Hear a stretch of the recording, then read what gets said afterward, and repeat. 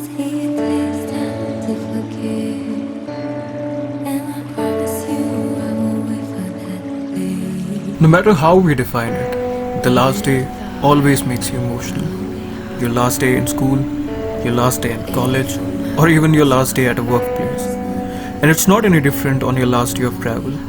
You just wish to embrace every moment of your trip and try to make every minute count. So that's what we did after visiting Paruzong, which was covered in the episode 1 video.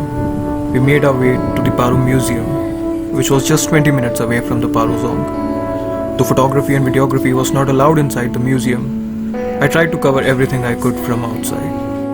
अभी हम लोग बस पारो museum से निकले हैं और अंदर से ये बहुत सुंदर है. एक्चुअली दो म्यूज़ियम्स हैं. एक एक्चुअली यहाँ पे गाइड ने हमें बताया कि वो बंद हो गया था in 2011 because it got damaged because of a very severe earthquake that they experienced, and they are waiting for an auspicious occasion to reopen it. But the other one in the center is open, and we could see a lot of things in there. So the traditional masks that they wear for the dances are explained, and it was really very nice.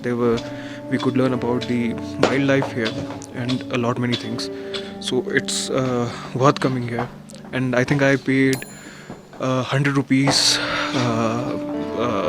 as an entry fee. So I think it's worth it to see so many things. And again, I could see the whole of Paru city from here, and even the Paruzong. So it's wonderful.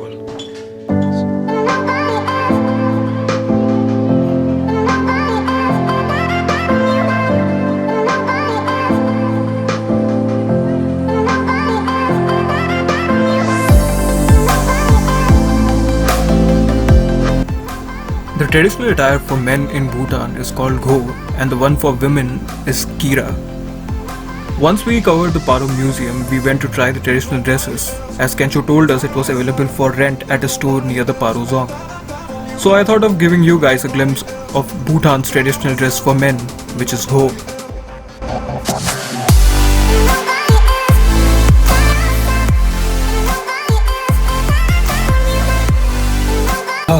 So I'm outside Pem Chorin Gift Items, which is also called Pem Chorin Handicrafts now, and I'm wearing the traditional Gho, and Kencho here is going to explain what all I'm wearing right now. Like firstly, the one he's wearing, the full attire is called Go, and the one with the white one is called Lage, and the one he's wearing, which is holding the Go, is called isn't belt, but in local term is called Kera.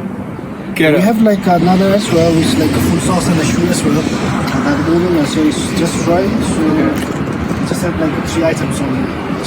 Okay, so there are a total of 5 in all. Okay. Along with the shoes and the socks. Along with the shoes and the socks. So right now I'm wearing my jeans and my Converse below, but there's a socks and a traditional shoe as well. And the best thing about this is that you get a pocket here. So this is where you can store all your things, and it's very comfortable. It's like the biggest pocket in the world.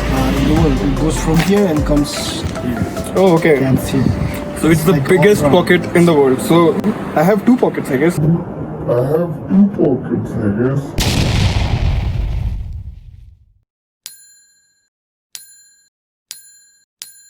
This one and this goes here as well.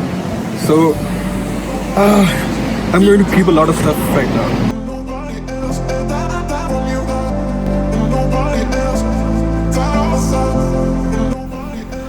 To be frank, Gho was really very comfortable. So I wore it for a while and took some nice photos before moving to our next destination. And I don't know if I carried it well, but I sure did enjoy trying it on.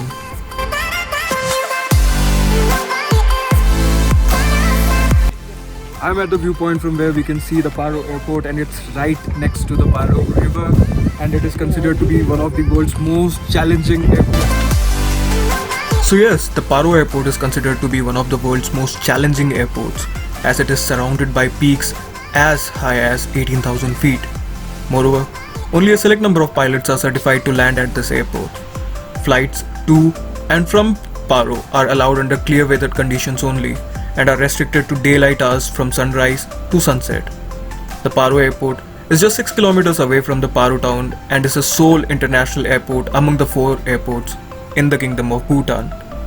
And up till 2011, it was the only airport in Bhutan.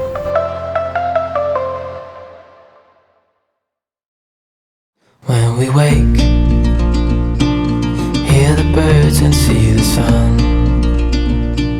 Side by side. Some places just settle in your heart, and you just wish if you could be there forever. Bhutan is one such place for me now.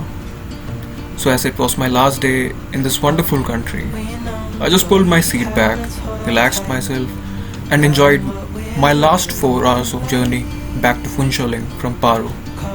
And trust me, every turn on that road unveiled a beautiful view that just left me speechless throughout the drive.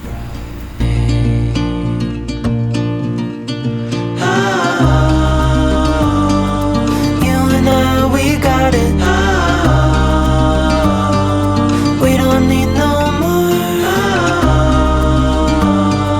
Even in the hard time. After we reached our hotel in Phuentsholing, we invited Kencho to dine with us before we said goodbye, as he left no stones unturned to ensure that our trip was comfortable and memorable at the same time.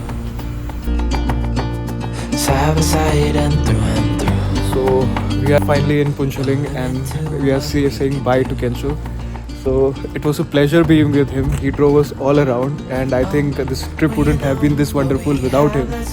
And Pleasure to take you on. see, he's being so nice and humble. And if you guys ever come to Bhutan, I guess you should contact Kencho. I'll leave the number below in the description. So now I'm going to see him off to the car, and I'll see you guys in the next video. Bye bye. You and I, we got it. We don't need no more. I hope you guys liked my Bhutan series, and if you did, do like and share the videos, and do not forget to subscribe to my channel. I'll see you guys with my next vlog. Till then, take care, stay safe, and be kind.